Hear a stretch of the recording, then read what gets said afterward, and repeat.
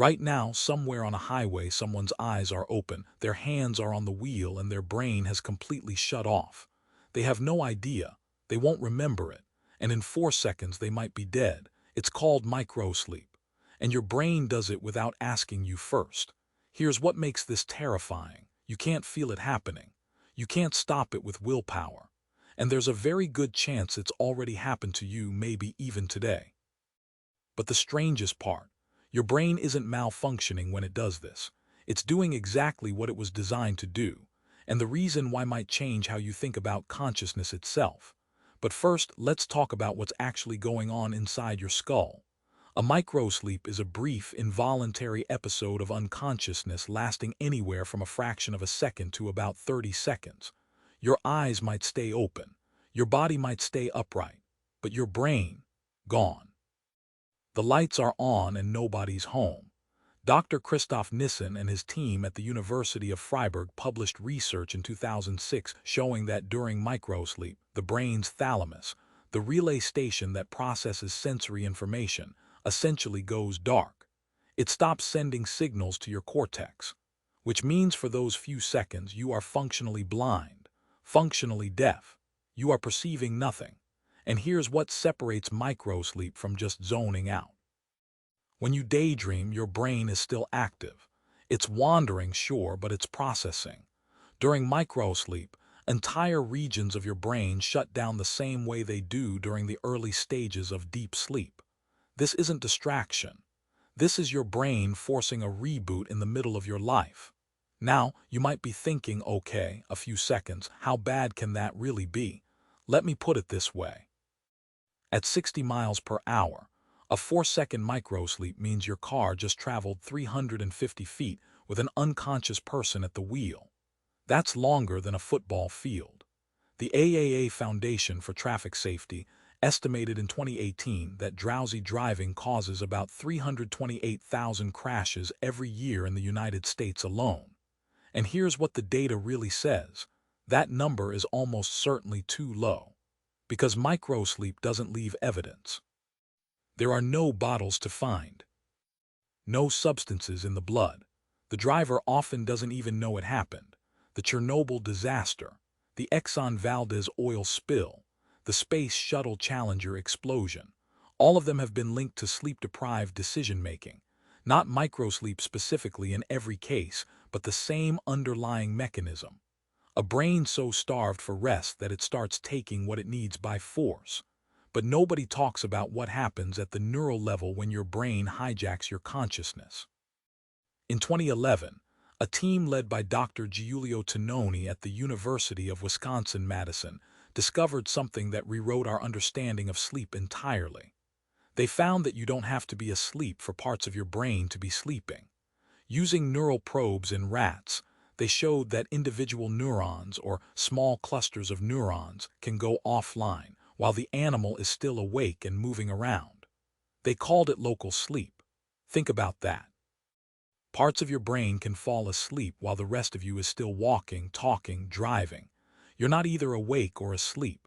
You exist on a spectrum, and the longer you go without proper rest, the more of your brain starts flickering off like faulty streetlights. This is microsleep's origin. It's not a switch that flips. It's a slow invasion. One neural neighborhood goes dark, then another. Then enough of them blink out at once that your entire conscious experience just pauses. So who's at risk? The obvious answer is people who don't sleep enough. But it's worse than that. A 2003 study from the University of Pennsylvania, led by Dr. Hans van Dongen, found that people who slept 6 hours a night for 2 weeks straight performed just as badly on cognitive tests as people who hadn't slept at all for 2 days. 6 hours. That's what most people consider a reasonable night's sleep. But here's the kicker. The 6-hour sleepers had no idea they were impaired. They rated their own alertness as fine, normal, totally functional. Your brain is lying to you. It literally cannot accurately assess its own level of impairment once sleep debt accumulates. It's like being drunk and insisting you're fine to drive. Except with alcohol, at least you chose to drink. With sleep deprivation, your brain hides the damage from you. And this isn't just about truck drivers on overnight shifts. This is about surgeons, pilots, parents. Students pulling all-nighters who sit down for an exam and lose 3 seconds here, 5 seconds there, and never once realize their brain left the room. Now imagine something for a moment. Imagine you had a coworker who, several times a day, just blacked out at their desk for a few seconds. Eyes open, staring at nothing, completely unreachable, then snapped back and had no memory of it. You'd call an ambulance. You'd be terrified. That's what's happening to millions of people every single day. We just don't have a cultural framework for it, so we ignore it. We say we're tired. We grab another coffee. We push through. But pushing through is exactly the wrong instinct, because your brain doesn't negotiate. It doesn't send a polite request. Adenosine, the chemical that builds up the longer you're awake, accumulates like water behind a dam. And microsleep is the dam cracking. You don't get a warning. You get a failure. There's a dark irony here, too. The professions where microsleep is most dangerous are often the ones that culturally glorify sleep deprivation. Medicine, the military, finance, Silicon Valley. We've built entire industries around the idea that sleeping less makes you tougher, more dedicated, more productive. The science says the exact opposite. It says you're becoming cognitively impaired, emotionally unstable, and intermittently unconscious. But sure, hustle harder. Doctor Matthew Walker, the neuroscientist and author of Why We Sleep, puts it bluntly. There is no major organ in the body and no process in the brain that isn't optimally enhanced by sleep and demonstrably impaired when you don't get enough. Every single one. So what can you actually do about this? First, and I know this sounds obvious, sleep more. But specifically understand that sleep debt is real and it accumulates. You can't make it up with one good night. Doctor Van Dongen's research showed that recovery from chronic sleep restriction takes far longer than most people think. 1 weekend of sleeping in doesn't erase 2 weeks of 6-hour nights. Second, learn your warning signs.